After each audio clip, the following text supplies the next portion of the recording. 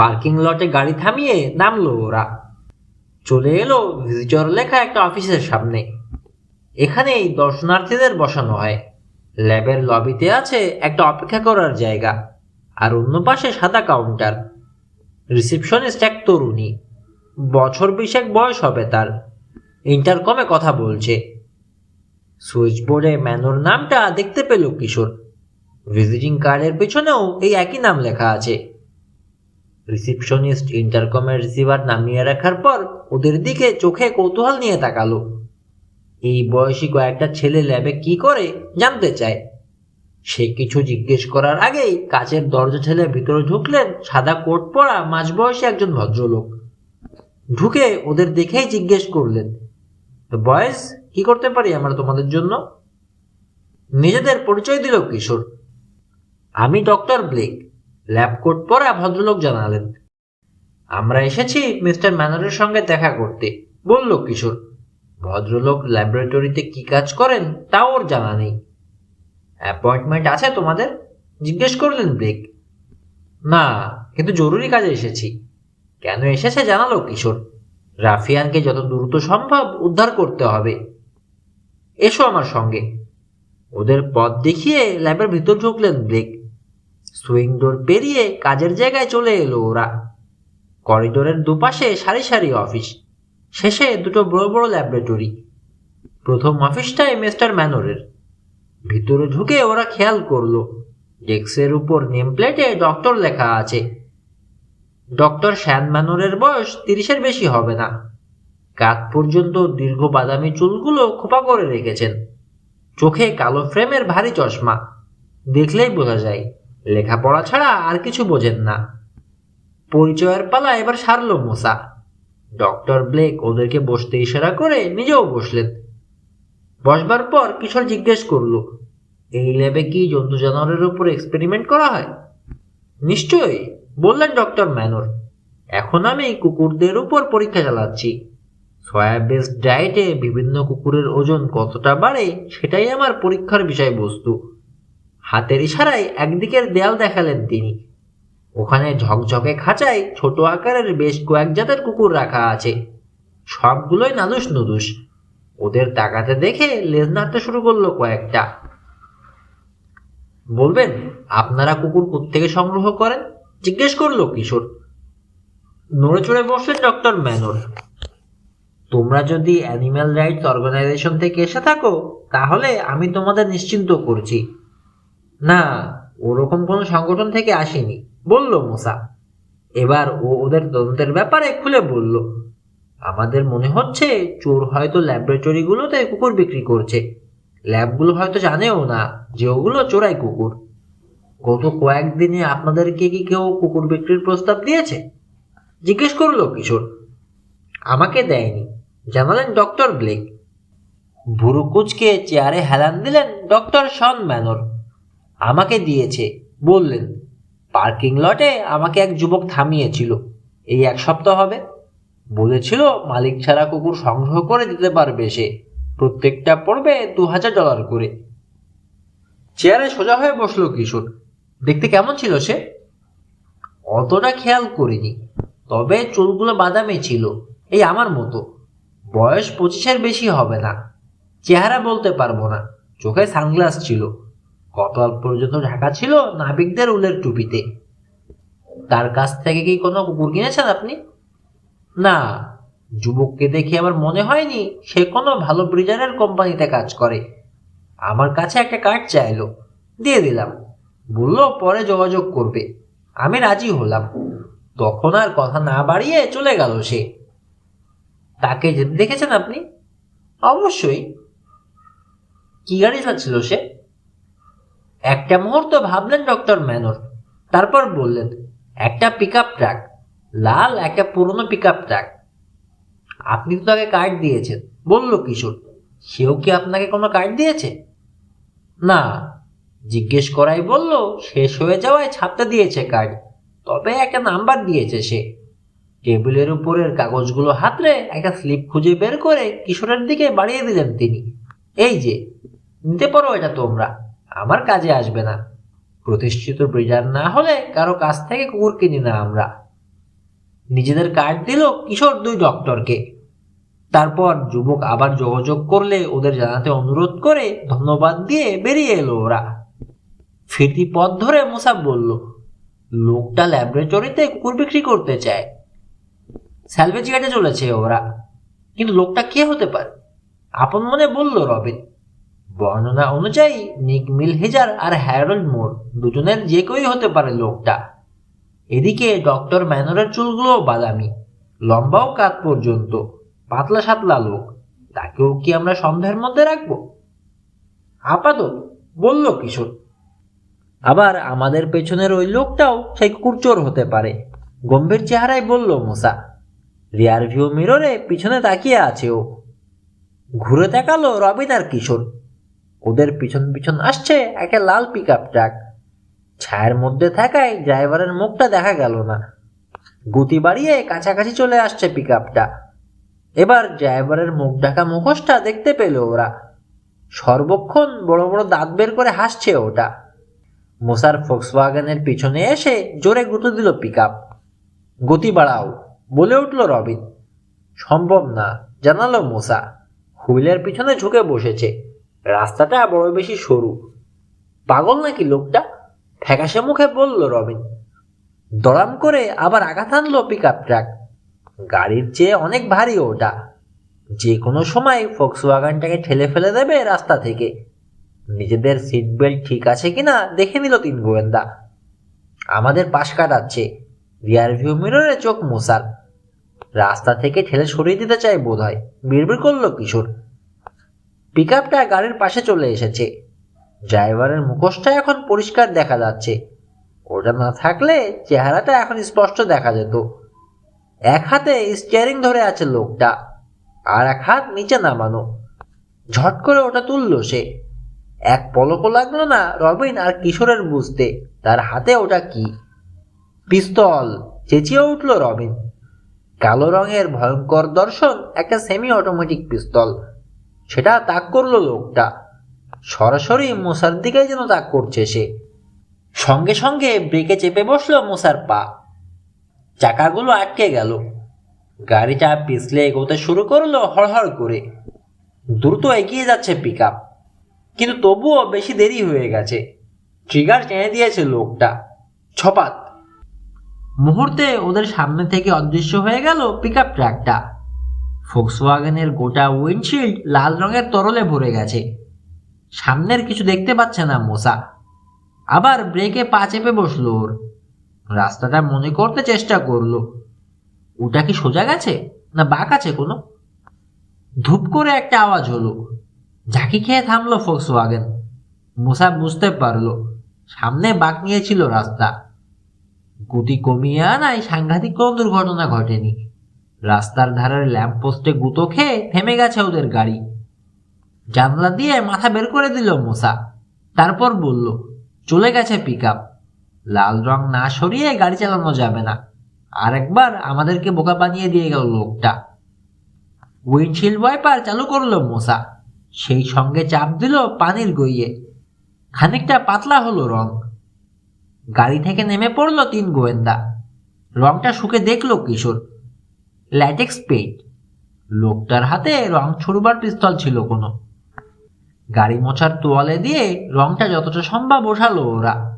এবার ড্রাইভার অন্তত সামনের দিকটা দেখতে পাবে, পরে বাকিটা পরিষ্কার করা যাবে, বলল কিশোর। নিচের ছোটে চিমটি কাটছে। সেন্টার স্ট্রিটে যে কারওয়াশটা আছে ওখান থেকে রং তুলে নেব।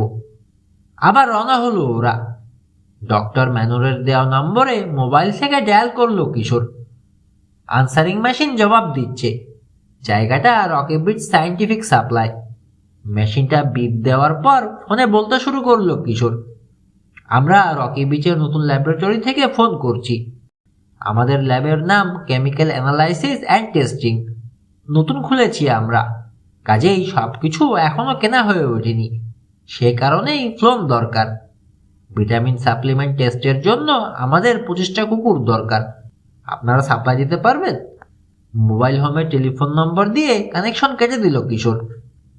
Chemical analysis and testing? জিজ্ঞেস করলো মুসা।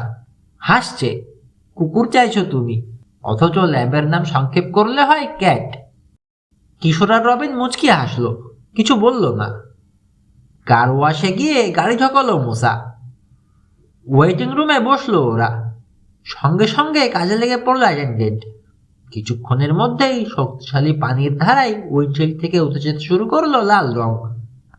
হঠাৎ কিশোরের দিকে ফিরল রবিন। কাল রাতে কি নিক মিলহিজারি আমাদের চোখে গ্যাস মেরেছিল? বলা যায় না, বলল কিশোর। বড় বেশি অন্ধকার ছিল, লোকটা যে কেউই হতে পারে। এমনকি লোকটার চুল লম্বা কিনা সেটাও দেখতে পায়নি। কিন্তু অ্যাপার্টমেন্টটা মিলহিজারেরই। চাকরির দরখাস্তেও এই ঠিকানায় দিয়েছিল সে। কিন্তু নিজের অ্যাপার্টমেন্টে আমাদের উপর সে এভাবে হামলা করবে বলে মনে হয় না। তাতে করে তাকে সহজেই আমরা সন্দেহ করতে পারি, এটা সে বুঝবে। তা ঠিক, বলল মোসা। কে ছিল কে জানে। লোকটা যেই হোক, এতক্ষণে বুঝে গেছে আমরা অত সহজে হাল ছাড়ব না। কিশোর গম্ভীর। তুমি ঠিকই বলেছিলে কিশোর, বলল মোসা।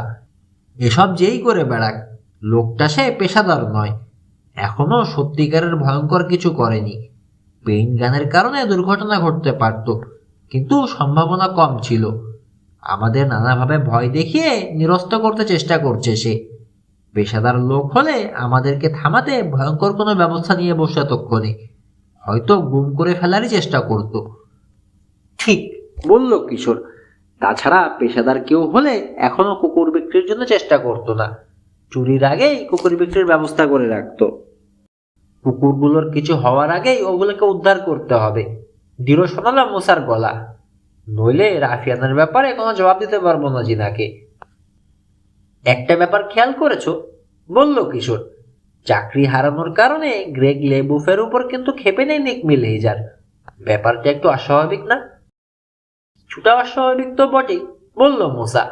টেকনিক্যাল সাহায্যের জন্য তাকে চাকরিতে নিয়ে পরে কুকুরের হাগু পরিষ্কার করতে বলেছিলেন লেবু।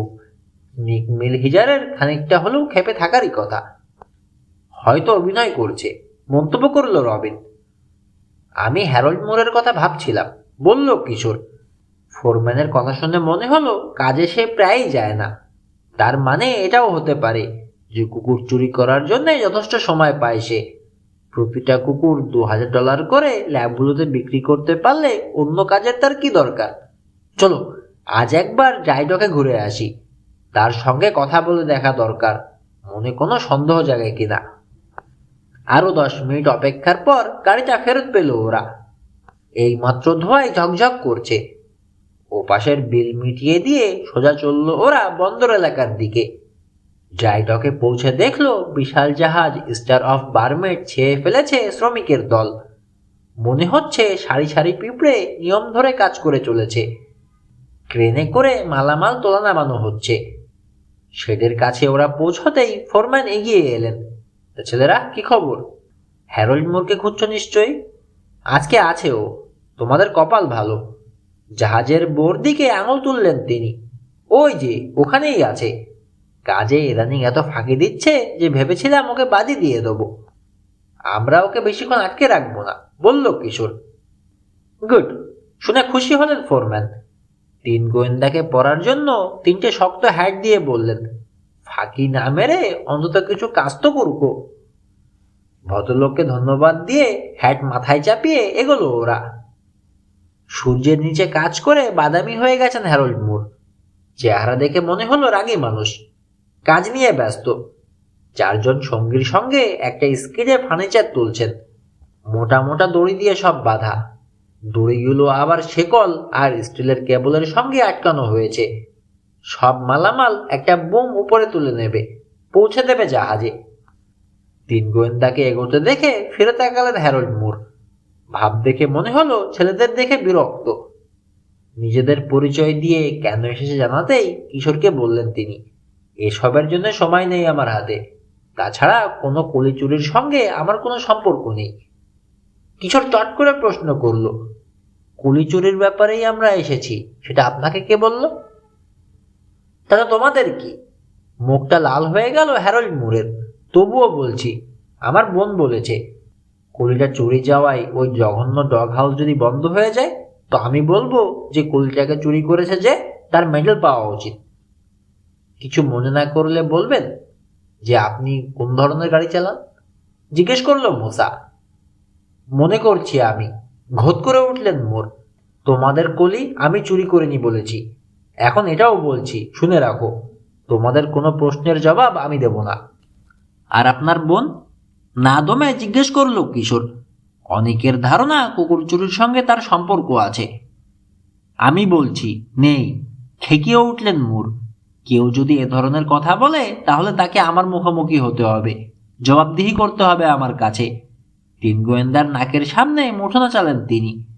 শান্ত হন, ঘাবড়ে গিয়ে বলল রবিন। কিশোর বলল, আমরা কুকুর চুরির ব্যাপারে আপনাকে বা আপনার বোনকে দায়ী করছি না, আমরা শুধু চোরাই কুকুর উদ্ধার করতে চাইছি। কিশোরের দিকে ফিরে তাকালেন মুর। তাহলে যারা ওসব চুরি করছে তাদের গিয়ে প্রশ্ন করোগে যাও। দমল না কিশোর, জিজ্ঞেস করল, আপনি কি গ্রেগ লেবুফ আর তার স্ত্রীকে চেনেন? না, চিনতে চায়ও না, তবে শুনেছি কাল রাতে ওখানে ট্রাক থেকে দুজন লোক কয়েকটা কুকুর নামিয়েছে। কি করছিল তারা বুঝতে পারেনি আমার বোন। কি ধরনের ট্রাক? নিচের সুরে চিমটি কাটলো কিশোর। আমি জিজ্ঞেস করিনি, আমার বোনও কিছু বলেনি। ওটা কি কোনো কোম্পানির ভ্যান ছিল? জিজ্ঞেস করলো মোসা। প্রেসিডেন্টাল লিমোজিন হলেই বা আমার কি? সঙ্গীতের দিকে একবার তাকালেন মোর। দেখো, এবার তোমরা যাও, আমার অনেক কাজ পড়ে আছে। হ্যারল্ড ঠিকই বলেছে, যুবকের এক সঙ্গী বলল। দেখতেই পাচ্ছ যে ব্যস্ত আমরা। আমি আসছি তেনজিং, বললেন মুর। তুমি লেগে পড়ো। তিন গোয়েন্দার দিকে ফিরলেন। তোমাদের অনেক প্রশ্নের জবাব আমি দিয়েছি। শুনেছি আমার বোনকেও তোমরা বিরক্ত করেছ। এবার শেষবারের মতো সতর্ক করে দিচ্ছি, ওকে জ্বালাতন করতে যেও না, গেলে পরিণতি ভালো নাও হতে পারে। আপনি কি আমাদের হুমকি দিচ্ছেন? জিজ্ঞেস করলো মোসা। কালো মুখটা থমথম করছে। না, সাবধান করছি। কিন্তু আপনার বোনের কাছে যেতে হবে আমাদের, বলল কিশোর। কাল রাতে তিনি কি দেখেছেন সেটা জানা জরুরি। এরপর আর তোমাদের সতর্ক করব না। মাটিতে থুতু ফেললেন হ্যারল্ড মুর। এবার দূর হও এখান থেকে। হ্যারল্ড মুরের সঙ্গীরা পরস্পরের দিকে তাকালো। বোধহয় দরকারে তারাও ওদের জোর করে সরিয়ে দেবে এখান থেকে, তারই প্রস্তুতি নিল। ইশারা করলেন হ্যারল্ড মুর। কাছেই প্রাণ ফিরে পেয়ে গর্জে উঠল একটা ডিজেল ইঞ্জিন। কেবলে বাঁধা ফার্নিচার উপরে উঠতে শুরু করলো। ফিরে চলল তিন গোয়েন্দা। হ্যারল্ড মুর শুনতে পাবে না এমন দূরত্বে পৌঁছে কিশোর বলল, এখন আমরা জানি কারিনা মুরের ভাইকে কোথায় পাওয়া যাবে। এবার চলো কারিনা মুরের ওখানে, তাকে জিজ্ঞেস করতে হবে কাল রাতে তিনি কি দেখেছেন। প্লাস্টিকের পাইপ ভরা স্টিলের ক্যারিয়ারের পাশ দিয়ে কিশোর আগে আগে চলেছে। পিছনে রবিন আর মোসা। পার্কিং এরিয়ার দিকে যাচ্ছে ওরা। এমন সময়ে ডক থেকে একটা চিৎকার শুনতে পেল ওরা। না, কেবল ছেড়ে দিও না। ঘুরে তাকালো মোসা, কে চিৎকার করছে বোঝার জন্য। ঠিক তখনই আরেকটা চিৎকার শুনতে পেল ওরা। সাবধান! মেঝেতে একটা ছায়া ক্রমেই বড় হচ্ছে। মোসা আর রবিনের মাথার উপর তাকালো কিশোর। জাহাজের স্টেটরুমের ফার্নিচার ভরা স্কিটটা সরাসরি মোসা আর রবিনের উপরই পড়তে যাচ্ছে। কেবল ছিঁড়ে গেছে, চেঁচালো একজন কর্মী। কিশোর স্পষ্ট দেখতে পেল লোকটা ঠিকই বলেছে। সেফটি কেবল ছিঁড়ে গেছে, ফার্নিচার নিচে পড়ছে, পড়ছে ঠিক রবিন আর মোসার উপর। রবিন, মোসা, সাবধান! কিশোরের গলা চিরে বেরিয়ে এলো শব্দগুলো। উপরের দিকে একবার তাকিয়েই চট করে সিদ্ধান্ত নিয়ে ফেলল মোসা। রবিনকে ঠেলা দিয়ে সরিয়ে নিল একটা স্টিলের র্যাকের কাছে। ওটাতে 6 ফুট লম্বা শতখানেক প্লাস্টিকের পাইপ আছে। র্যাকের নিচে রবিনকে ঠেলে ঢুকিয়ে দিল, নিচেও ঢুকে পড়ল। ভারী ফার্নিচার পরা স্কিড মাটিতে পড়ে চুরমার হয়ে গেল। ওটার এক কোণা আঘাত করলো স্টিলের র্যাকে। ওপরের দুটো তাক থেকে পাইপগুলো উড়াল দিল, যেন বিস্ফোরণ ঘটেছে। র্যাকের বাকি পাইপগুলো পড়ে গেল মেঝেতে। হতভম্ব কিশোর দেখলো পাইপের নিচে চাপা পড়ে গেছে রবিন আর মোসা, তবে ফার্নিচার ওদের উপর পড়েনি। হালকা পাইপগুলো সরিয়ে রবিন আর মোসাকে উঠে বসতে দেখলো। লেগেছে? জিজ্ঞেস করলো মোসা। একটুও না, জবাব দিল রবিন। স্বস্তির শ্বাস ছাড়ল কিশোর। একটুর জন্য নিশ্চিত মৃত্যুর হাত থেকে বেঁচে গেছে রবিন আর মোসা। ফোরম্যান দৌড়ে এসেছে, চেহারায় নিখাদ উদ্বেগ। হাঁপাতে হাঁপাতে বললেন, ভাগ্যিস গায়ে পড়েনি। কর্মীরা 3 গোয়েন্দা আর ফোরম্যানকে ঘিরে দাঁড়িয়েছে। একজনের দেখা দেখি বাকিরাও ব্যস্ত হয়ে পড়ল পাইপ ছড়িয়ে নিতে। আর একটু হলেই গিয়েছিলে, বললেন ফোরম্যান। কেবলটাই দোষ ছিল। টকের উপর চোখ বোলালো কিশোর। হ্যারল্ড মুর বেশ খানিকটা দূরে কাজ করছে। দুর্ঘটনা দেখেও এগিয়ে আসেনি সে। মিস্টার মুর এসে দেখছেন না কেন? ফোরম্যানকে বলল কিশোর। তার সঙ্গের কর্মীরাই তো বোমটা নিয়ে কাজ করছিল। এড়িয়ে যাচ্ছে আমাদের, বললেন ফোরম্যান। ওর বোধহয় ধারণা হচ্ছে যে ওকেই দায়ী করবো আমি। কেবলটা দেখলো কিশোর। মনে হলো না ধারালো কিছু দিয়ে ওটা কাটা হয়েছে। সম্ভবত ওজনের কারণে এমনিই ছিঁড়ে গেছে।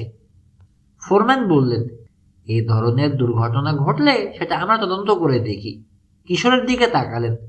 বুঝতে পারছি তুমি ভাবছো এসবের পেছনে হ্যারল্ড মুরের হাত থাকতে পারে। যদি ব্যাপারটা দুর্ঘটনা না হয় তাহলে আমি তোমাদেরকে জানাবো। নিজেদের কার্ড দিয়ে ফোরম্যানের কাছ থেকে বিদায় নিল ওরা। শেষবারের মতো হ্যারল্ড মুরকে একবার দেখে গাড়ি স্টার্ট দিল মোসা। এবার রওনা হলো ওরা কারিনা মুরের বাড়ি লক্ষ্য করে। বারান্দাতেই দাঁড়াও। কিশোরের কলিং বেল বাজানোর পর দরজা সামান্য ফাঁক করে বলে উঠলেন কারিনা মুর, হ্যারল্ড বলেছে তোমাদের সঙ্গে কথা বলাও আমার ঠিক হয়নি। তোমাদেরকে বাড়িতে ঢুকতে দিতে নিষেধ করে দিয়েছে ও আমাকে। তাহলে মিস্টার মুরের সঙ্গে কথা হয়েছে আপনার এই ব্যাপারে? জিজ্ঞেস করলো মোসা। কথা হয়েছে 10 মিনিটও হয়নি। বলেছে তোমরা শিপইয়ার্ডে গিয়েছিলে, সেখানে দুর্ঘটনা ঘটায় তাকে সন্দেহ করে ফোরম্যানের সঙ্গে কথা বলেছ। তিক্ত হাসলেন কারিনা মুর। আমার ছোট ভাই একটা মশাও মারতে পারে না। মিস্টার মুরের কাছে শুনলাম কাল রাতে আপনি ডগ হাউসের সামনে থেকে একটা ট্রাকে করে কুকুর নামানো দেখেছেন, বলল কিশোর। তিনি কি ঠিক বলেছেন? ঠিকই বলেছে। ব্যাপারটা আমার কাছে স্বাভাবিক বলেও মনে হয়নি। কেন? ঠিক কি দেখেছেন আপনি? বিচ্ছিরি চেহারার 2 যুবক যুবতী। বলতে নেই, তাছাড়া আলোও কম ছিল, কিন্তু ওদের দেখে মনে হচ্ছিল হরর সিনেমা থেকে উঠে এসেছে। তখন মনে হয়েছিল হয়তো তারা রাবারের মুখোশ পরে আছে। কতগুলো কুকুর নামিয়েছে তারা? 5-6টা তো হবেই, বলা মুশকিল। ট্রাক থেকে কুকুর নামিয়ে ওই জঘন্য জাগ হাউসে ঢুকলো। আমি কিচেনে গিয়েছিলাম দুধ আনতে, কাজেই পরে কি হলো আর দেখতে পারিনি। পরে আবার যখন ওদিকে তাকালাম দেখি ট্রাকটা নেই। রাত তখন কয়টা হবে বলবেন? 3:30 বা 4:45 তো হবেই। ঘুম আসছিল না। খুব খুব করে কাশলো কিশোর। আপনি বলেছেন ট্রাক থেকে তারা কুকুর নামিয়েছে। ট্রাকটা কি কোনো কোম্পানির ট্রাক ছিল? জানি না, একটা পিকআপ ট্রাক, খুব পুরনো জিনিস। কোন রঙের ছিল বলতে পারবেন? বাইরে তখন অন্ধকার ছিল, তবে আমার মনে হয়েছে ওটার রং লাল বা তামাটেই হবে। পরস্পরের দিকে তাকালো 3 গোয়েন্দা। তারপর আপনি মিস্টার মুরের ঘুম ভাঙিয়ে জানালেন কি দেখেছেন, তাই না? জিজ্ঞেস করলো কিশোর। এই যে আবার তোমরা হ্যারিকে সন্দেহ করতে শুরু করেছো। গলার স্বরে মনে হলো কারিনা মুর রেগে যাচ্ছেন। আমার আর হ্যারির উপরে দোষ চাপিয়ে কোনো ফায়দা হবে না। আমরা কোনো বেআইনি কাজে নেই। দরজাটা বন্ধ করে দিয়েছিলেন কারিনা মুর। হাত তুলে তাকে ঠেকালো মোসা। মিস্টার মুর তখন বাসায় ছিলেন, তাই না? জিজ্ঞেস করলো কিশোর। ও ঘুমাচ্ছিল। তোমাদের আর একটা কথারও জবাব দেব না আমি।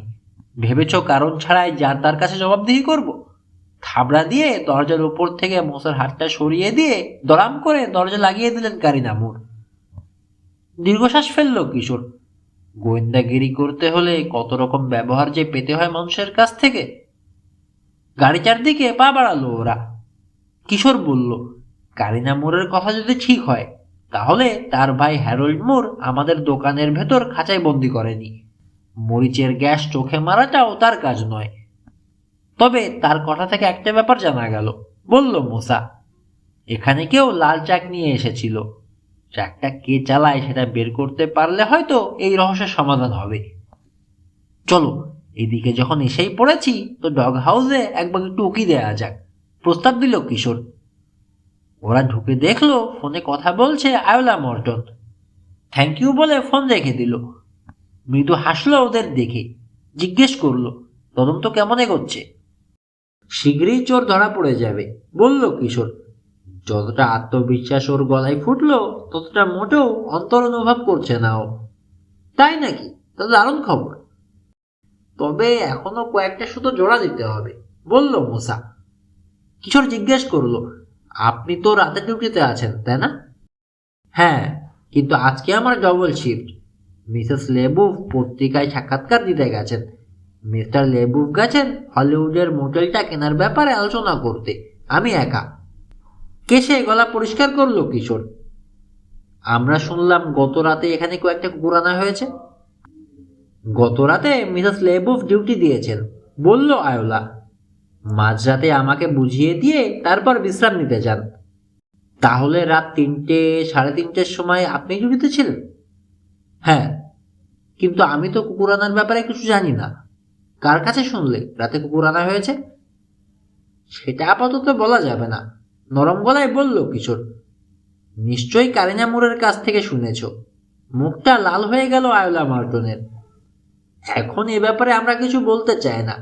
নিজের মত থেকে সরল না কিশোর। রেগে গেছে আয়োলা মর্টন।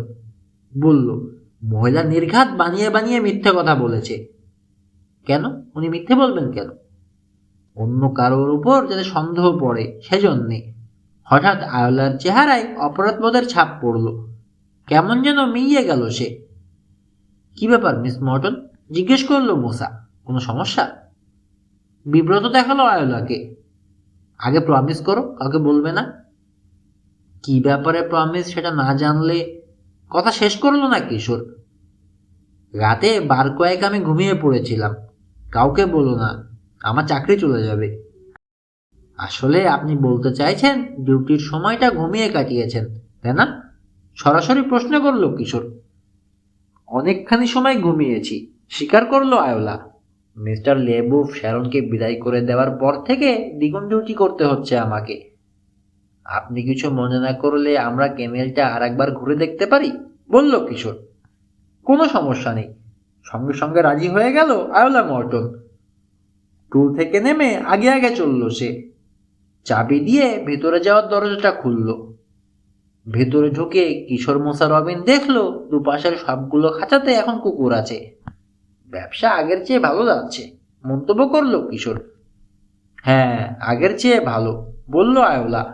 তবে মিস্টার লেবুফ এখনো সন্তুষ্ট নন। এক ক্যান ডক্টরেট বিস্কিট খুলে কুকুরগুলোকে খাওয়াতে শুরু করেছে মোসা। তবে ওর কান খাড়া। একটা গোল্ডেন রিট্রিভারের গলার কলারে মালিকের নাম আর ঠিকানা লেখা একটা কার্ডবোর্ড ঝুলছে, কিন্তু পাশের খাঁচার কুকুরটার গলায় ওরকম কোনো কার্ডবোর্ড নেই। ওটা দেখালো মোসা। এটার মালিককে? এখনো আমি ওটার মালিকের নাম টাইপ করে উঠতে সময় পাইনি। লালচে হয়ে গেল আয়োলার চেহারা। আজকে তোমরা এসে শুধু আমার কাজের ক্ষতি দেখতে পাচ্ছ। 3 বন্ধুর দিকে পালা করে তাকালো তরুণী। তারপর নরম গলায় বলল, প্লিজ মিস্টার লেবুফকে কিছু বলে দিও না। এই কাজটা সত্যিই আমার খুব দরকার। গাড়ির তেল, মেরামতির খরচ, অ্যাপার্টমেন্টের ভাড়া। মিইয়ে গেল আয়োলার কণ্ঠ। চেহারা দেখে মনে হচ্ছে অত্যন্ত শঙ্কিত। বেশ কয়েকটা কুকুরেরই মালিকের নাম এখনো লেখা হয়নি, বলল মোসা। কেনেলের দরজায় ঝোলানো ক্লিপবোর্ডটা দেখেছে ও। এখানে অন্তত 20টা কুকুর আছে, আর তাদের মধ্যে নাম লেখা মাত্র 15-16টা। জানি, দীর্ঘশ্বাস ফেললো আয়োলা। বাকিগুলোর মালিকের নাম লিখে ফেলবো আমি। ফোন বেজে উঠলো অফিসে। এক্সকিউজ মি বলে প্রায় দৌড়ে চলে গেল আয়োলা। কুকুরের লিস্টটিতে চোখ বুলালো কিশোর। রবিন আর মোসা ঘুরে ঘুরে কুকুরগুলো দেখছে। খানিক পরই কেনেলের দরজায় আয়োলার মুখ দেখা গেল। বিস্মিত স্বরে সে বলল, ফোনটা কিশোরের। অফিসে ঢুকলো কিশোর। রিসিভার কানে ঠেকিয়ে বলল, কিশোর পাশা বলছি।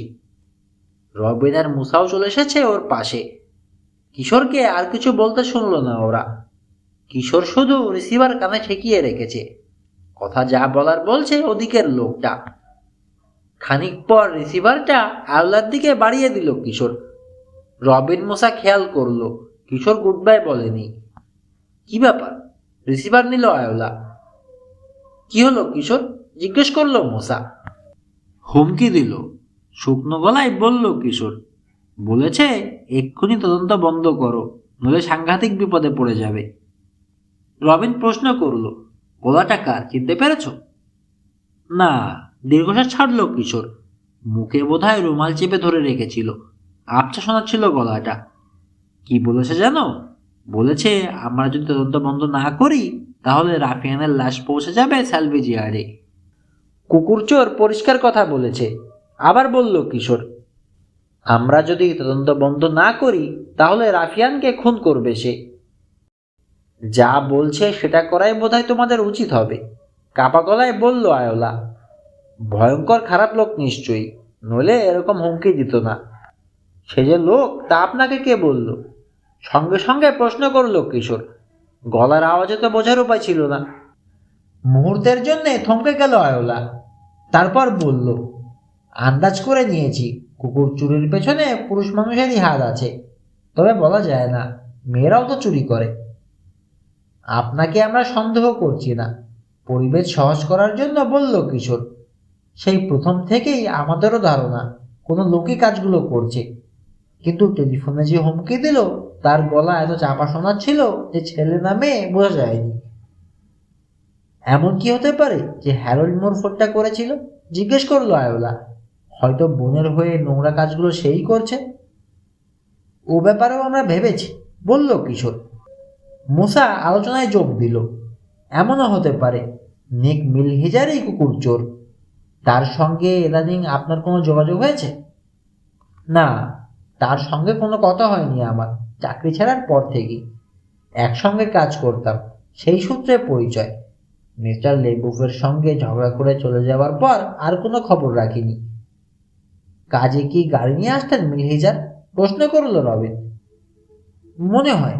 দ্বিধার ছাপ পড়ল আয়োলার কণ্ঠে। তবে খেয়াল করে দেখিনি। তার পিক আপটা কখনো দেখেননি? চট করে এবার জিজ্ঞেস করলো কিশোর। পিক আপ না গাড়ি তা জানি না, আসলে একেবারেই ভাবেনি এসব নিয়ে। আর হ্যারল্ড মোর? জিজ্ঞেস করলো মোসা। আপনি তো বলেছেন কয়েকবার তাকে বাড়ি থেকে বের হতে দেখেছেন, তিনি কি গাড়ি ব্যবহার করেন? না। মাথা নাড়ল আয়োলা। বাসের জন্য অপেক্ষা করতে দেখেছি। টেবিলে রাখা বেশ কিছু কাগজ তুলে নিল তরুণী। ক্ষমা প্রার্থনার হাসি হাসলো। শোনো, কিছু মনে করো না, তবে আমার অনেক কাজ পড়ে আছে। মিসেস লেবুফ আসার আগেই শেষ করতে হবে। আমরা আর আপনার সময় নষ্ট করব না, বলল কিশোর। কিন্তু দুটো কথা। এক, মিসেস লেবুফকে চোখ কান খোলা রাখতে বলবেন। আর দুই, ডিউটির সময় জেগে থাকাই আপনার জন্য মঙ্গল হবে। আস্তে করে মাথা তোলালো আয়োলা মর্টন। ওদের দরজা পর্যন্ত পৌঁছে দিল। মোসার গাড়িতে উঠে কিশোর বলল, আমরা ডগ হাউসে আছি। সে ডগ নেপার জানলো কি করে? অজান্তেই চারপাশে একবার দেখে নিল। মন বলছে লোকটা কাছাকাছি কোথাও আছে। রবিন প্রশ্ন তুলল, ফোনটা কিশোরের, সেটা জানানোর আগে কতক্ষণ দেরি করেছে আয়োলা মর্টন? কয়েক সেকেন্ড, জবাব দিল কিশোর। রিয়ার ভিউ মিররটা দেখে নিয়ে রওনা হলো মোসা। গাড়ি চালাতে চালাতে জিজ্ঞেস করলো, কেন, ভাবছো নাকি যে এসবের সঙ্গে আয়োলা মর্টনের কোনো সম্পর্ক আছে? কিশোর, তোমার কি ধারণা সেই ফোনে বলেছে যে ওখানে আছি আমরা? সম্ভব, বলল কিশোর, হয়তো বলেছে। আমার যতদূর মনে পড়ে ও শুধু ফোন তুলে হ্যালো বলেছিল, তারপরেই আমাকে ডেকে দেয়। তাহলে কাকে সন্দেহ করব আমরা? হাল ছেড়ে দেওয়ার ভঙ্গিতে বলল রবিন। হ্যারল্ড মোর নাকি নিক মিলহিজার? দুজনকেই সন্দেহ করব, বলল কিশোর। আমাদের দরকার প্রমাণ, তার আগেই কাউকে আমরা অভিযুক্ত করতে পারি না। আচ্ছা, একটা ব্যাপার খেয়াল করেছো? লাল ট্রাক বা হলদে দরজাওয়ালা গাড়ি যদি হ্যারল্ড মোরের হয়, তাহলে একবারও কি ওগুলো আমরা ড্রাই ডকে দেখতে পেতাম না? হয়তো অন্য কোথাও পার্ক করে, বলল মোসা। নিচে ছুঁড়ে চিমটি কাটলো কিশোর। তারপর মোবাইল ফোনটা বের করে কর অফিসে ডায়াল করলো। এবার মিস্টার বার্লিসনকে পাওয়া গেল। তিনি জানালেন ওয়ার হাউসটা রয়্যাল রেস্টোরেশন নামের এক কোম্পানির। ওই একই কোম্পানি ড্রাইডকেরও মালিক। বন্দরের ধারে কাছের বেশিরভাগ ওয়ার হাউস আর দোকানপাটেরও মালিক এই RRC। মিস্টার বার্লিসনকে ধন্যবাদ দিয়ে ফোন রেখে দিল কিশোর। বন্ধুদেরকে জানালো কি জেনেছে। তাহলে তো ওয়্যার হাউসের পেছনের দরজার কথা হ্যারল্ড মুরের জানা থাকা স্বাভাবিক, বলল মোসা। ডক কর্মীদের হয়তো ওটা ব্যবহার করার অনুমতি আছে। প্রমাণ, আমাদের দরকার অকাট্য প্রমাণ, বলল কিশোর। এবার চলো ফেরা যাক। স্যালভেজ ইয়ার্ডে ঢুকে গাড়ি রেখে সোজা কিচেনে চলে এলো ওরা। হালকা নাস্তা সেরে দিল। বেরিয়ে মোবাইল হোমে যাবে ঠিক করেছে। এমন সময় কিচেনের ফোনটা বেজে উঠল। রিসিভার তুলল রবিন। অপ্রান্তের কথা শুনলো হ্যালো বলার পর। তারপর রিসিভার রেখে দিল। মুখ লালচে দেখাচ্ছে ওর। বলল, লোকটা আমাদের 15 মিনিট সময় দিয়েছে মনস্থির করার। তদন্ত বন্ধ করতে হবে। সেই সঙ্গে এই কয়দিন তদন্ত করেছি বলে $1000 দিতে হবে। তাহলে রাফিয়ানকে ফেরত দেবে সে। 15 মিনিট পর আবার ফোন করবে বলে রেখে দিল। 15 মিনিট যেন 15 ঘন্টার সমান দীর্ঘ। অপেক্ষার সময়গুলো যেন কাটতেই চায় না। আবার ফোন বেজে উঠতেই কিশোর ধরল এবার। কি সিদ্ধান্ত নিলে তোমরা? চাপা একটা গলা জিজ্ঞেস করলো। বোধহয় মুখের উপর তোয়ালে রেখে কথা বলছে। আমরা রাফিয়ানকে ফেরত চাই, বলল কিশোর। সেজন্য আপনি যা বলবেন সেই মতোই কাজ করব আমরা। কিশোর আর ডগন্যাপার কথা বলছে। এর ফাঁকে রাশেদ চাচার প্যারালাল ফোনের কলার আইডি বক্স চেক করে দেখল মোসা। রবিন খসখস করে লিখে নিল লোকটা কোন নাম্বার থেকে ফোন করেছে। মোবাইল থেকে ফোন কোম্পানিতে কল করলো এবার মোসা। তাদের জিজ্ঞাসা করে জানা গেল ওটা বে স্ট্রিটের একটা পে ফোন, জায়গাটা বন্দরের কাছেই। আমরা শুধু রাফিয়ানকে ফেরত চাই না, অন্য কুকুরগুলোও ফেরত চাই, কিশোরকে বলতে শুনলো ওরা। সুইচ টিপে রিসিভার নামিয়ে কথা বলছে এখন কিশোর। স্পিকারে ডগন্যাপারের কথা শুনতে পেল ওরা। যা বলেছি তা ওই একবারই বলেছি। রাফিয়ানকে ফেরত পাবে, তার বদলে দিতে হবে $1000। কথা দিতে হবে তদন্ত করবে না আর, নইলে রাফিয়ানের লাশ পাঠিয়ে দেবো। অন্য কুকুরগুলোর কি হবে জিজ্ঞেস করলো কিশোর। রাফিয়ানকে ফেরত দেওয়ার পরও যদি তোমরা তদন্ত করো, তাহলে সাধারণ কুকুর যে কয়টা আছে প্রতিদিন ওগুলোর একটা করে মেরে তোমাদের ঠিকানায় পাঠাবো। একটু বিরতি। তারপর ডগন্যাপার জিজ্ঞেস করলো, আর কোনো প্রশ্ন? না। নিচের ঠোঁটে চিমটি কাটছে কিশোর। বুদ্ধিমান ছেলে। খিক করে হাসলো লোকটা। এবার শোনো আমি কি করতে বলি। রবিনকে ইশারা করলো কিশোর। রবিন নোটবুক আর কলম নিয়ে তৈরি হয়ে গেল। লুক আউট পয়েন্টে আজ মধ্যরাতে আসবে। পূবের পার্কিং লটে গাড়ি রাখবে। ড্রাইভার আর প্যাসেঞ্জার দুদিকের জানালার কাছেই নামিয়ে রাখবে। তারপর অপেক্ষা করবে। ওখানে তোমাদের পরবর্তী নির্দেশ দেওয়া হবে। যদি কোনো চালাকি করতে চাও, যেমন পুলিশে রিপোর্ট করা বা অন্য কিছু, তাহলে রাফিয়ানকে এমন একটা ইনজেকশন দেব যে ওর ঘুম আর ভাঙবে না কোনোদিন। সেক্ষেত্রে আমি আবার ফোন করে তোমাদের জানিয়ে দেব কোথা থেকে রাফিয়ানের লাশ সংগ্রহ করতে হবে। যা বলেছি মনে থাকবে? থাকবে। গুড। সন্তুষ্ট মনে হলো লোকটাকে। তারপর বলল, আরেকটা কথা বলতে ভুলেই গিয়েছিলাম। কি? তুমি আর ওই কালো ছোকরা এসবের মধ্যে থাকবে না। শুধু তোমাদের বন্ধু যাবে ওখানে। একমাত্র তাহলেই রাফিয়ানকে ফেরত দেবো, ঠিক মাঝরাতে। রবিন মিলফোর্ড একা একা $1000 নিয়ে আসবে। কোনো রকম চালাকি নয়, বুঝতে পেরেছ? রাখছি। ফোনের লাইন কেটে গেল।